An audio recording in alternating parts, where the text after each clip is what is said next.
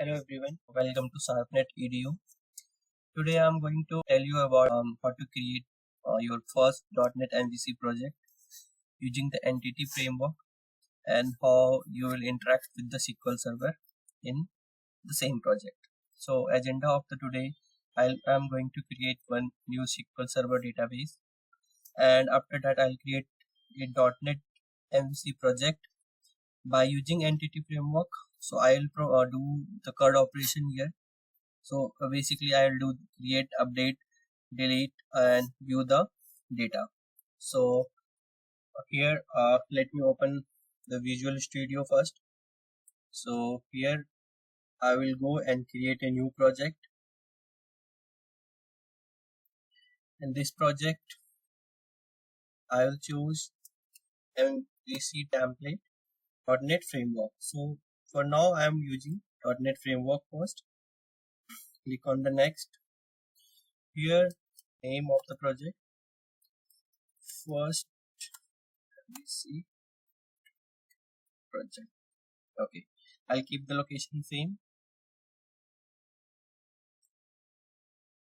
Here you can choose either empty. So if you choose the empty, you have to define all view, controller, everything. So for now I will choose this MVC project. Let me select this MVC project and click on create button. So it will take few seconds and it will create a new project.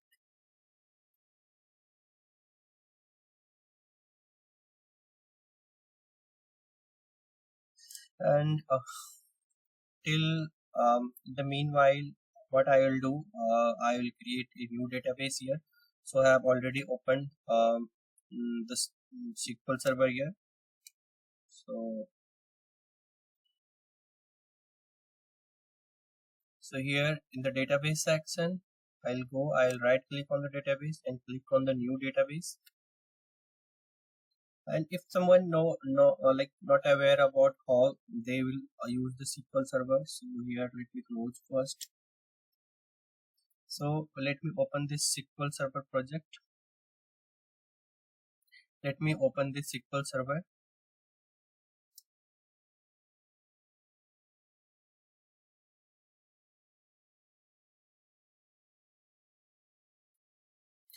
Here it will ask for server name. So by default it have selected with the same PC. I'm using the Windows authentication here, and I'll click on the connect button. So in the database section, I will right click on the database and click on the new database. Here you can define name of the database. So I will give it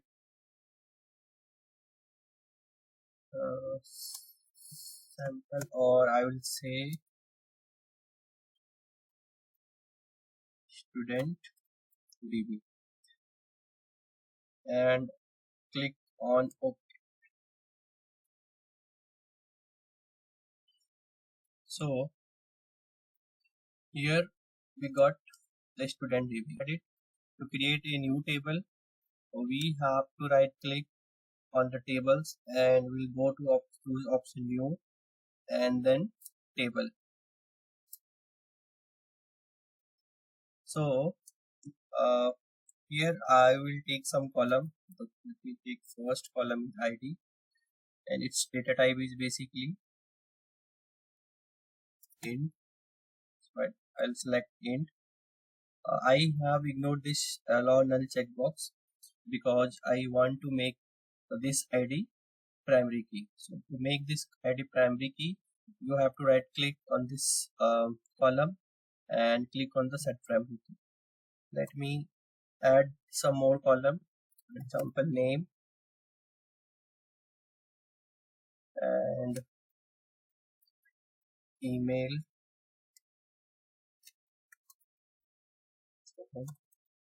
number,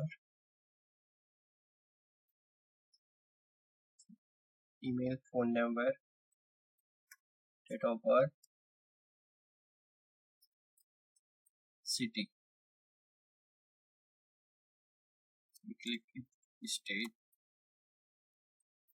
state and city. So let me change this. It would be of the 100 character. It's also can be possible of 100 character. Phone number is basically integer. Type and date of birth is basically date, time. Inside the state, same, we can have it of 100 character. This could be also the 100 character. So name should not be null, email also not null, phone number should not be null, and date of birth should not be null. So once you will save this by pressing Ctrl and S, it will ask for the table name. So you have to provide here the table name. So I have given here the table name students data. So click on the OK button.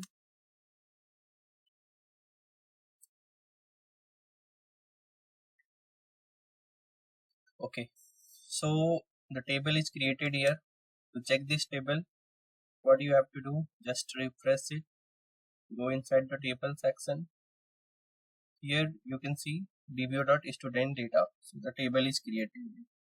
For now, you select the top 1000 row to see whether it have any data or not. So here you can see like we don't have any data for now.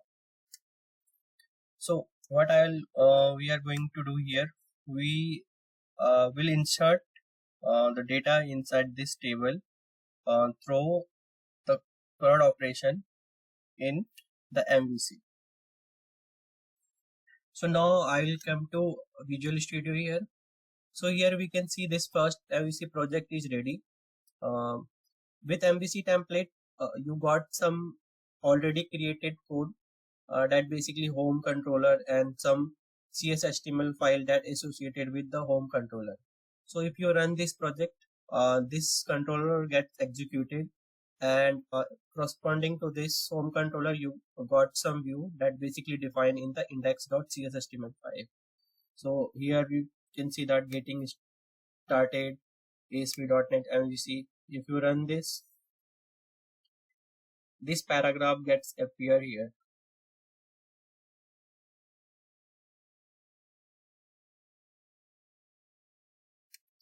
Okay, so by default, this with the home controller, this index file gets banded. If you remove this index file and click on this home button, click refresh this browser, so we will got the same result. Even you will remove this home controller and refresh it, then we will got the same result, because this home controller is the default page of your project. So you can change the default project from the routes. I'll discuss this later in the session. For now, what I will do, to do the CRUD operation, we need to add the models here. So I'll go with the entity framework. So just right click on the model, click on the add, click on the new item. Here we'll navigate to the data section. So here data is already selected. I'll click on the edu.net data model. So we'll give a name of student model and click on add button. We'll select this EF designer form database, click on the next, and we'll click on the new connected. So for now I'm selecting this SQL Server client. You can change it from the here. You can take this database file if you have some MDF file. So for now I'm selecting the SQL Server only. Inside the server name, you need to put your server name. So for that, I have to go on the database side, and I will right click on the connect and copy this name and paste it here.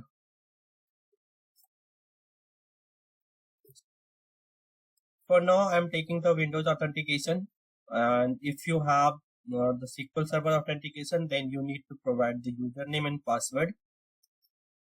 But for now, I'm using the Windows authentication. So come here in this drop down. So you need to select your database. I'll click on test connection.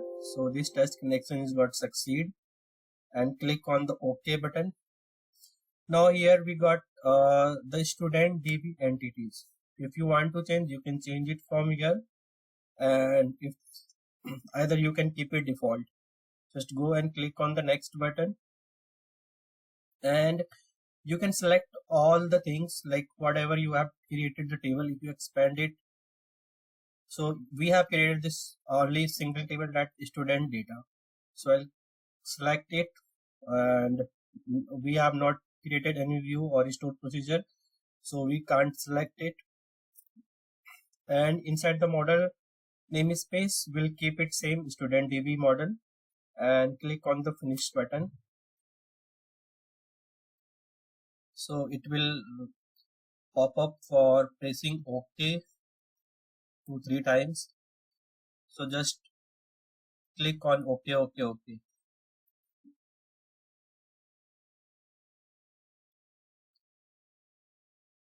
So here we got this student data in this EDMX file. So when you add the student model, so it's basically gives you all the tables whatever you created in database. And if you see here inside the model, so we got EDMX file. Inside EDMX we have some more file, and it's basically also consists the CS file. So here if you can see the student data, so whatever table you have create in the database, so it generates the class file of all the table. So we can see here all the properties that we have taken in the table is here. So now the second step, what we will do, we need to add a new controller here. So for that, we'll go on the controller folder and right click on it and click on the add controller, and here we'll select MVC controller with the view using the entity framework, because we are using the entity framework for now. Inside the model class, you can select the student data from here, because we have created this table only. In the context, you need to select whatever you have created the student DB entities. And for controller name, you can give it any name. For now, I am taking it students controller only, and I'll click on the add button. Okay, here this pop-up, you got sometime this error. Okay, so no worry for that. This basically this student data file is not it is not basically able to trace this file. So for that, you need to rebuild this project. So click on the cancel, and right click on this project. Okay, and click on rebuild button. So it's gets rebuilded. 1 succeed, 0 failed. Okay, now try to do the same thing. Go to the controller, right click on it, select the controller, choose this MVC controller, click on add button, take this student data and change the name of this controller. So I'm keeping this student controller. So this basically now generating all the controller and the view. So here we got this student controller. Inside in student controller, you can see this the action method, that basically index. So what it will do, it will basically provide you all the list of students you have created. Okay, and if you run this student controller, then first it will hit this index method. This is basically the post. So I'll explain everything in detail in the next session. For now, what I will do, I am going to run this project.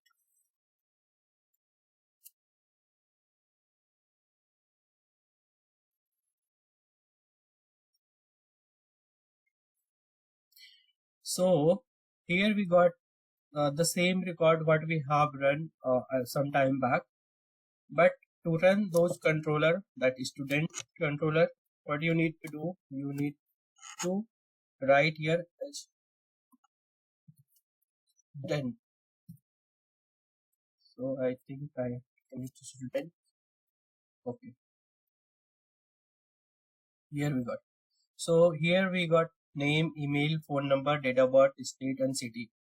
For now we do not have any record, so it's come blank. So to create a new, just click on the create new. You need to provide ID here. So I have taken this integer, so I'll keep it 1, 2, 3, anything. Here I can take anything XYZ. Email, I think I'll take anything @gmail.com.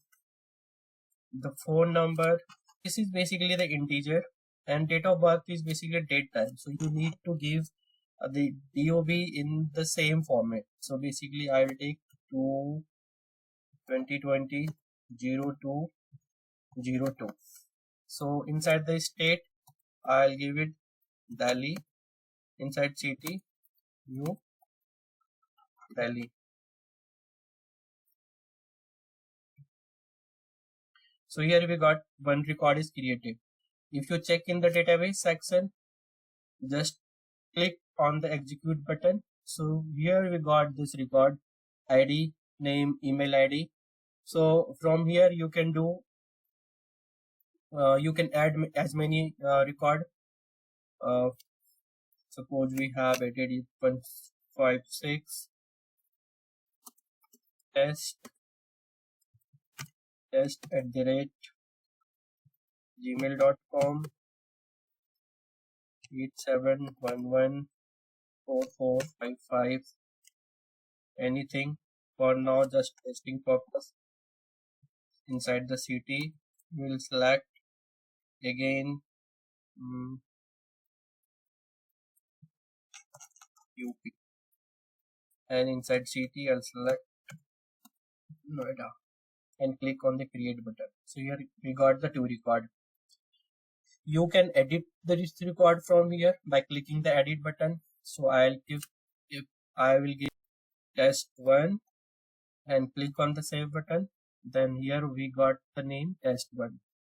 You can view the details from here, back to list, and you can delete this record as well. So if you click on the delete, so just confirm it, delete, so this record gets deleted. If you click on the create button, so here we do not have any validation. If you keep taking anything inside this, so it's not validating anything. So for the date of birth, you should here it should have one calendar button. For state, it should have to drop down, and once you click on the select the state, so according to state, the city gets populated. So in the next section we'll discuss about some validation, some other control like the drop down control and the calendar control, and we'll discuss about the code base also. So I'll explain on the every method. So that's it for now. Thank you.